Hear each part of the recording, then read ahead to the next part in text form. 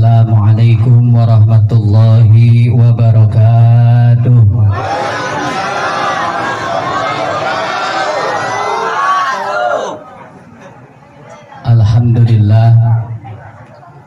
Alhamdulillahilladzi khalaqal mauta rahatan lil mu'minin. Asyhadu an la ilaha illallah rabbul alamin. Iyyahu na'budu wa iyyahu nasta'in.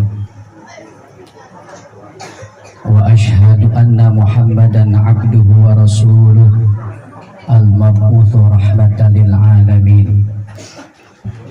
Allahumma shalli wa sallim wa barik ala nabiyyina Muhammadin wa ala alihi wa ashabihi ajma'in, amma ba'du. Faqad qala Allah ta'ala fil Qur'anil Karim wa huwa asdaqul qailin. A'udzu billahi minasy syaithanir rajim. Bismillahirrahmanirrahim.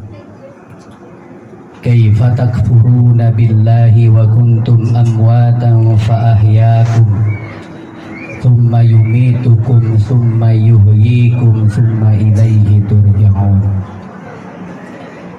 Wa qala an-nabiy sallallahu alaihi wasallam fa akthiru dzikra hadhimil laddah ay al-maut. Shadaqallah wa sadaqa Rasulullah sallallahu alaihi wasallam. Puji syukur kita panjatkan kehadirat Allah atas segala limpahan nikmat karunia yang diberikan kepada kita. Baik itu nikmat iman wal Islam, nikmat kesempatan waktu luang, dan diiringi dengan nikmat sehat wal afiat, sehingga pada malam hari ini kita bisa sama-sama bersilaturahim, bermuajahah. Salawat ma'asalam semoga tercurah limpah kehadiran Nabi Muhammad sallallahu alaihi wasallam, juga kepada para keluarga, sahabat dan umatnya hingga akhir zaman. Bapak-bapak hadirin jamaah sekalian,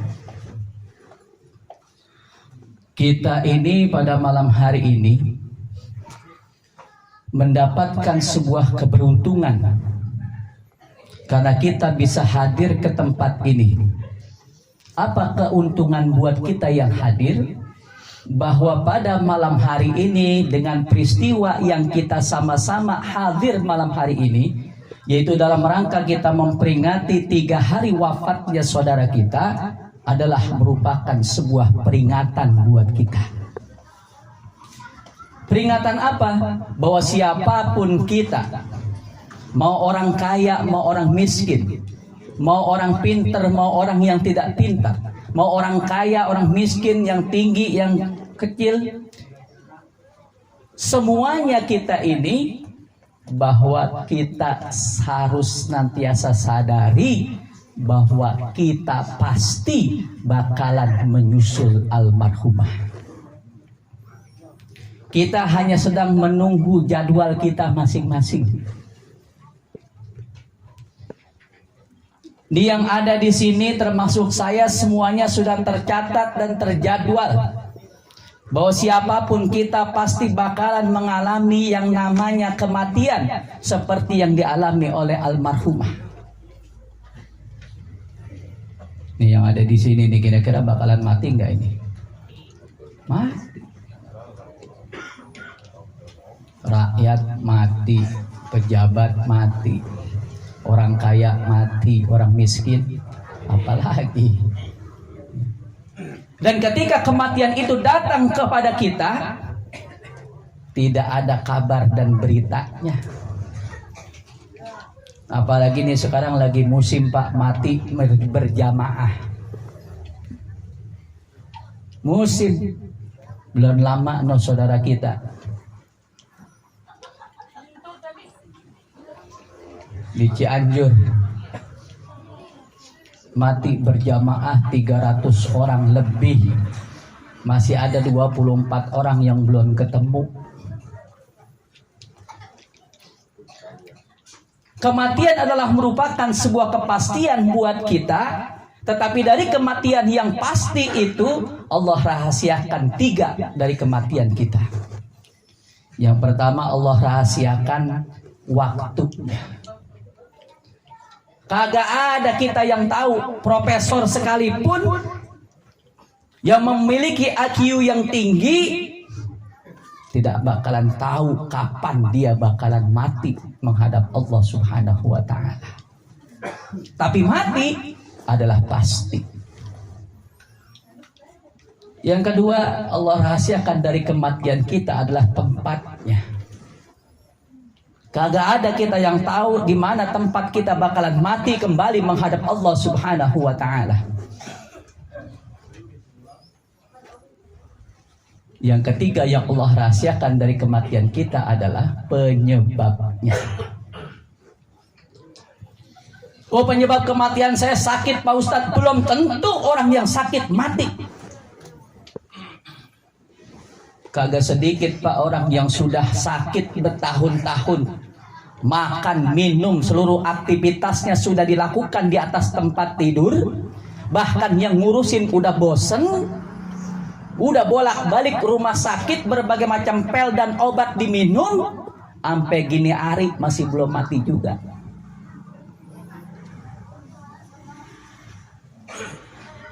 Kadang-kadang kan orang ngurusin orang sakit Pak, capeknya luar biasa. Kita capek fisik juga, tenaga, capek duitnya juga kalau ngurusin orang sakit. Tidur kagak tenang, makan bosan, kurang nafsu.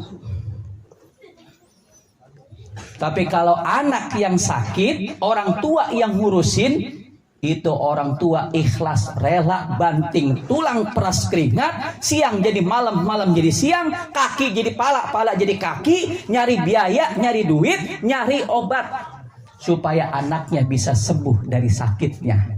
Itu kalau yang sakit anak, yang ngurusin orang tua. Tetapi kalau sebaliknya, orang tua yang sakit, anak yang ngurusin. Kagak sedikit anak yang cuek. Nyari Don Kelor. Ya Allah, nyari Don Kelor. Dikeprakin ya Bang Nabar. Ya Allah. Giliran orang tua yang sakit, anak yang ngurusin. Itu orang tua sakit baru 3 hari, mau 4 hari. Omongannya kayaknya mah enak, doain, tapi sebenarnya mah nyumpahin. Ya Allah, ada bener. Ada orang yang begitu. Ada di sini ada. Nih gue colok matanya. Ya Allah. Orang tua sakit baru 4 hari, itu anak ngurusin, kayaknya mendoa tapi sebenarnya nyumpahin. Ya Allah, apa dia kata, ya Allah saya kagak tega lihat orang tua saya diseksa kayak begini. Kalau emang mau diambil mah ambil dah. Ya. Nah itu kalau anak ngurusin orang tua sakit. Tapi sakit Pak bukan menjadi penyebab kematian. Kita tahu orang itu sakit mati, itu adalah kita yang tahu, yang hidup. Tapi kalau dia yang sakit, nggak tahu kalau kematian itu bakalan jadi penyebab. Kalau sakit itu bakalan menjadi penyebab kematiannya. Maka Allah rahasiakan. Sebagaimana telah Allah firmankan di dalam Al-Quran pada surah yang ke-31 di ayat yang ke-34. Bang, oi, surat 31 surat apa itu? Nah, sesudah surat ke-30. Ya. Sengaja saya kagak sebut nama suratnya biar nyari. Biasanya kan orang kalau sama angka mah gampang ngapalinnya. Apalagi ini ada 4 angka, 31, 34. Waduh. Wah. Kali aja ngomong Ustadz memanjur 4 angka. Ya Allah.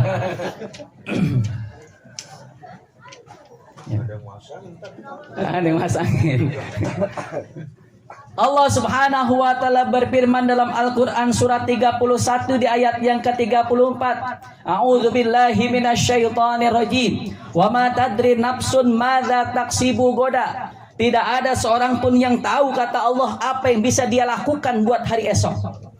Besok kita punya rencana mau begini, besok kita punya rencana mau begitu. Tapi apakah rencana yang sudah kita buat itu akan mampu kita laksanakan besok?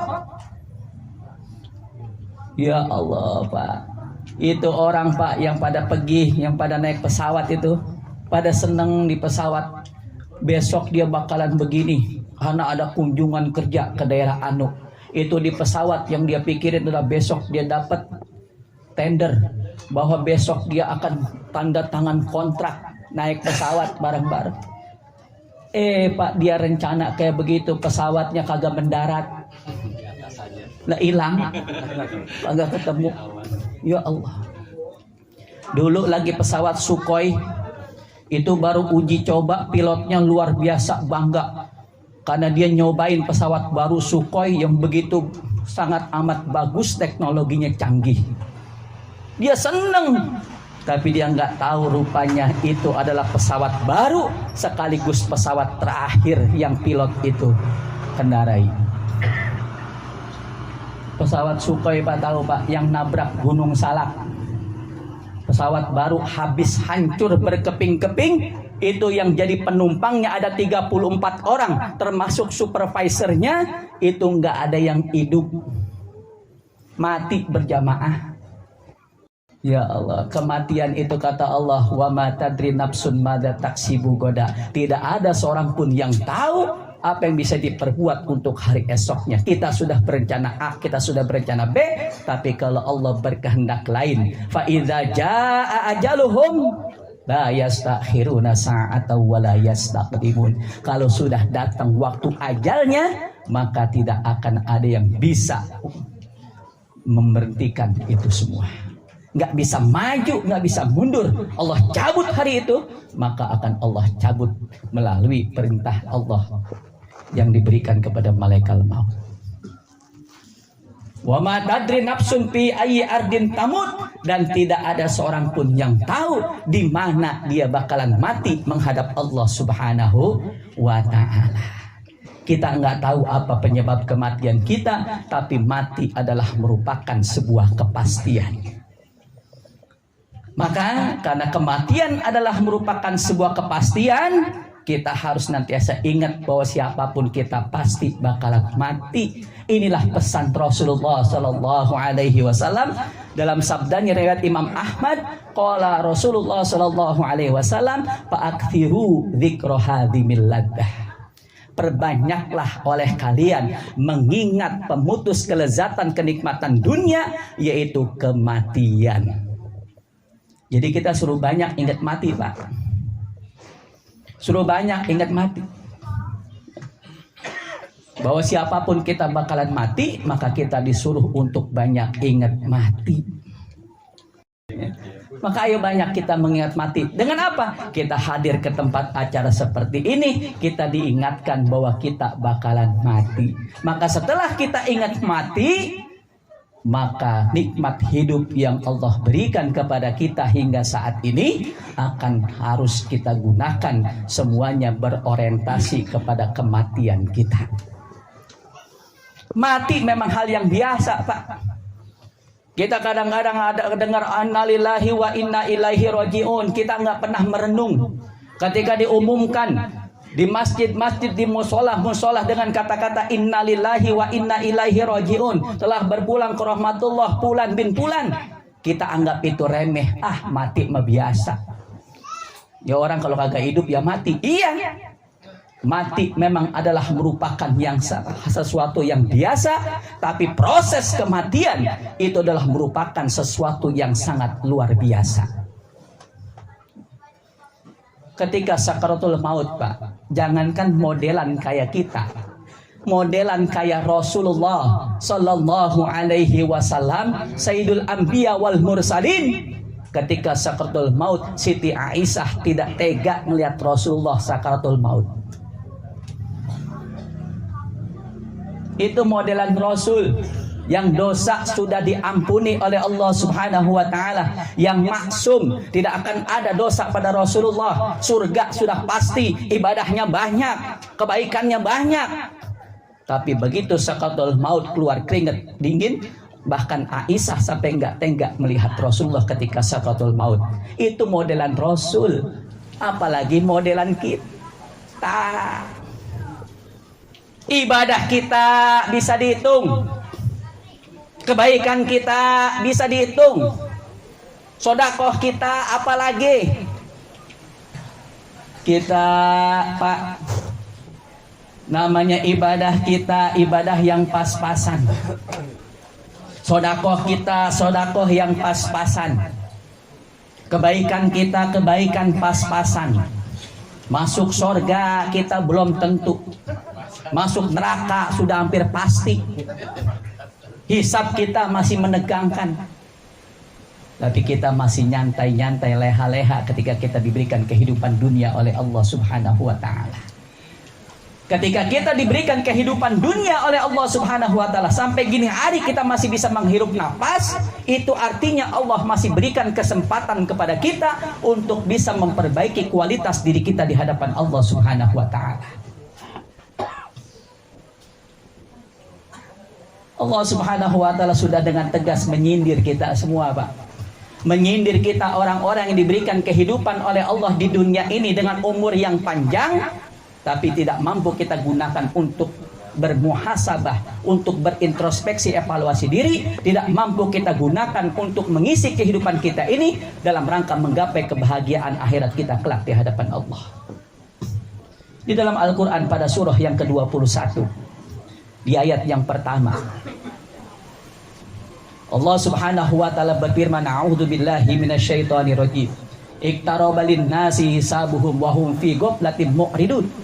Kata Allah Subhanahu wa ta'ala, sudah dekat waktu hisab bagi manusia, tapi mereka wahum fi ghaflatin mu'ridun, tapi mereka senantiasa lalai, dilalaikan dengan urusan dunia, wahum mu'ridun, dan dia juga lupa dengan kehidupan akhiratnya. Padahal ketika kita diberikan kehidupan dunia, kita diperintahkan pada Allah Subhanahu wa ta'ala, diberikan kesempatan untuk memperbanyak kebaikan kita, untuk memperbanyak amal kita, supaya nanti ketika kita masuk ke alam kubur, kita sudah siap dengan bekal-bekalnya. Supaya nanti kalau kita balik ke kampung halaman kita, ke kampung halaman yang sesungguhnya, kita sudah punya bekalnya. Yang namanya pulang kampung, Pak, kudu punya bekal. Jangankan kita ke kampung akhirat, ke kampung kita di Indramayu, kampung kita di Cirebon, yang paling dekat dari sini dah, yang katanya pulang kampung, itu perlu bekal. Kalau bekal kita enggak punya untuk pulang kampung, bekal kita pas-pasan seadanya, nyampe barangkali nyampe, tapi perjalanan kita begitu sangat amat menyiksa. Pulang kampung punya motor atu-atunya, kagak diservis dulu, ganti oli aja kagak. Itu rantai sama gearnya sudah pada oblak. Tetap aja dia paksain pulang kampung. Bekal duit cuma pas-pasan, cuma 50.000 buat bensin. Buat makan kagak bawa, cuma bawa Indomie sedus rencana buat emaknya di kampung. Nyampe jalan motor mogok kegerimisan. Perut lapar, itu mie di jalan habis dikeremesin. Nyampe kampung tinggal sisanya doang. Sampai di kampung bingung, duit kagak ada, motor rusak, mie juga tinggal setengah. Bingung dah. Sengsara di kampung, sengsara di jalan. Begitu mau balik lagi ke Jakarta, balik lagi ke Bekasi, ya Allah bingung kagak punya duit. Ujung-ujungnya apa? Bukannya bagi sama emaknya di kampung, dia minta lagi buat ongkos. Nah kayak begini.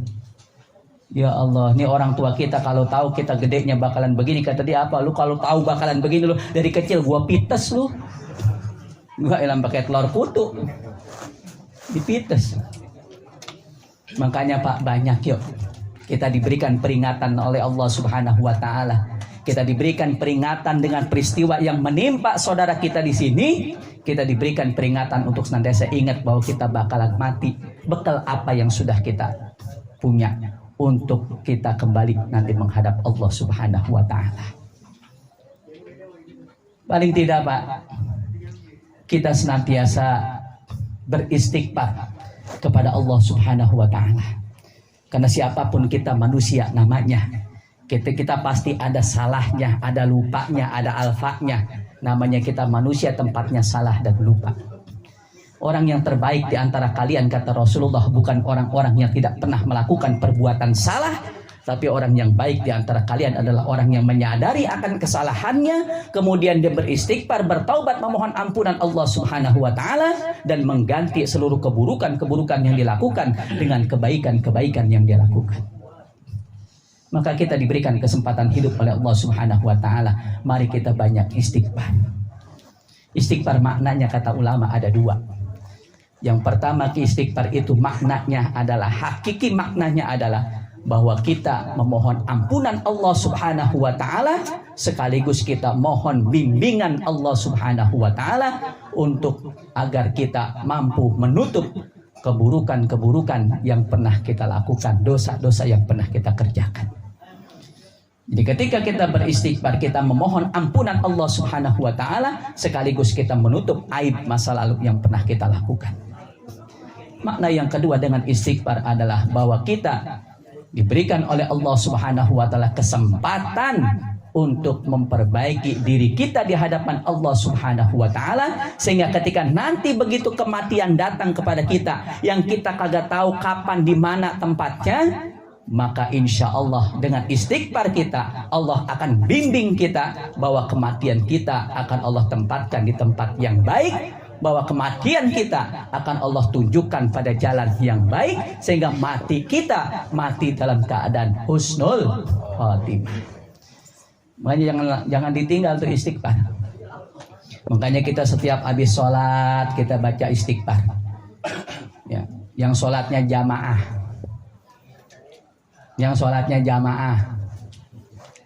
baca istighfar habis sholat. Yang sholatnya berjamaah, Pak, yang sholatnya berjamaah. Masjid sekarang masjid cakep banget, ada AC-nya adem. Tuh musola sekarang cakep, ada AC-nya adem. Sholat berjamaah. Kadang-kadang maaf nih bocah sholat bocah doang, bapaknya mah kagak ada. Udah gitu bocah berisik banget di masjid, di musola. Ya Allah, gara-gara bapaknya juga.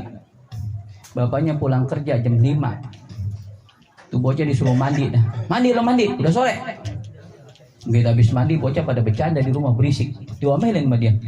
Lu udah pada mandi berisik banget lu di rumah lu, sono lu ke musola. Akhirnya tuh bocah pindah ke musola. Lah di musola berisik. Diomelin mama merbot. Lu di musola pada bercanda mulu, lu pada berisik mulu lu bocah. Disuruh sama bapak. Tuh. Bapaknya tadi yang nyuruh. Makanya Pak, kalau ke musola, ke masjid itu bocah dampingin. Ya. Kita ajarkan anak kita supaya cinta masjid, dia mau sholat berjamaah, tapi tidak kalah penting adalah kita ajarkan dia adab di masjid, adab di musola. Analoginya Pak, kalau kita diundang sama Pak Lurah, kata Pak Lurah, warga RT 05, besok bergilir ya, 5 orang main ke rumah saya. Sekeluarga ajak yang punya anak, bawa semuanya. Itu dari rumah udah kita pesen banget itu. Besok kita diundang Pak Lurah, suruh main ke rumahnya. Nanti lu di rumah Pak Lurah jangan berisik lu ya. Nanti lu di rumah Pak Lurah jangan badar lu ya. Nanti di rumah Pak Lurah lu jangan naik-naik ke bangku lu ya. Itu baru diundang oleh Pak Lurah, kita anak udah kita pesen kayak begitu. Ini diundang sama Allah, hayya ala sholah. Kita disuruh sholat. Itu bocah kagak kita ajarin, nanti lu di masjid jangan berisik lu ya. Makanya sekali-kali itu Pak, kalau anak sholat dampingin di masjid, biar kita tahu bagaimana kelakuan anak kita di masjid, di musola, supaya nanti kalau dimarahi sama merbot, kita tahu emang anak gue yang badar. Ini kadang-kadang ada emak bapaknya kagak pernah kelihatan di masjid, sholat jamaah bapaknya, anaknya di masjid ribut berisik, dibentak sama merbot ini parahin sama bapaknya. Lu kata apa anak gua? Lu kagak tahu di masjid? Ini masjid nih kalau kagak gua, udah panjang dah kalau begitu mau urusannya. Makanya Pak, ayo kita nih diberikan kesempatan oleh Allah umur panjang, berarti Allah berikan kesempatan kepada kita untuk bisa mengisi waktu, umur hidup di dunia ini dengan ibadah, buat bekal yang banyak supaya nanti kita mati, maka kita akan mendapatkan kebahagiaan yang sesungguhnya di hadapan Allah karena kita banyak amal, banyak persiapan, banyak bekal.